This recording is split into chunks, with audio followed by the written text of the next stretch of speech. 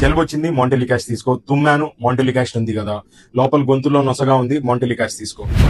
అన్ని ప్రాబ్లమ్స్ కి ఒక మెడిసిన్ తీసుకోవడం వల్ల మీకున్న ప్రాబ్లమ్ ని సైలెన్స్ చేస్తున్నారు అనుకుంటున్నారు, కానీ యాక్చువల్ గా మీరు మీ ఇమ్యూన్ సిస్టమ్ తో ఆడుకుంటున్నారు.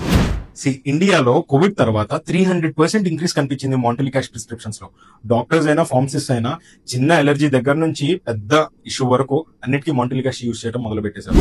మాంటెలికాష్ ల్యూకోట్రినిన్స్ అనే కెమికల్ ని మీ బాడీలో ఆస్తమా గానీ ఎలర్జీస్ గానీ ఇట్లాంటి ఉన్నప్పుడు రిలీజ్ అయ్యే కెమికల్ ని జనరల్ గా ఆపేస్తుంది. సో మీ ఇమ్యూన్ సిస్టమ్ అసలు అది ఫైటే చేయనివ్వదు.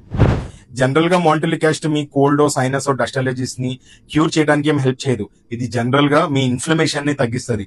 సో ల్యూకోట్రినిన్స్ ని మీ ఫైర్ అలారమ్స్ లా అనుకోండి. బాడీలో ఎలర్జీ రిలీజ్ అయినప్పుడు ఈ అలారం ఎప్పుడైతే రైజ్ అవుతుందో మాంటెలికాష్ వాడటం వల్ల ఇది డిజేబుల్ అయిపోతుంది. లోపల ఉన్న మంటగానే ఉంటది, ఫస్ట్ ఫైర్ అలారం ఆగుతుంది అంతే. ఇది జనరల్ గా ఆస్తమాలో, అలర్జిక్ రైనిటీస్ లో, లేకపోతే ఎక్కువ వీజింగ్ ఉన్న వాళ్ళకి వాడతారు. జనరల్ గా 10 mg ఇస్తాం రోజుకి ఒకసారి, అది కూడా జనరల్ గా నైట్ టైంలో ఇస్తారు. ఇన్ని ఇయర్స్ తరబడి వాడే వాళ్ళు చాలా మంది ఉన్నారు. వీళ్ళు compulsory lung specialist or pulmonologist suggestion తీసుకున్న తర్వాతే ఈ కైండ్ ఆఫ్ ట్రీట్మెంట్ తీసుకోవాలా. మాంటెలికాష్ గ్లోబల్ వాచ్ లిస్ట్ లో ఉంది సైకాట్రిక్ సైడ్ ఎఫెక్ట్స్ ఇస్తున్నందుకు. Mood swings, suicidal thoughts, depressions. So ఆచితూచి వేసుకోండి.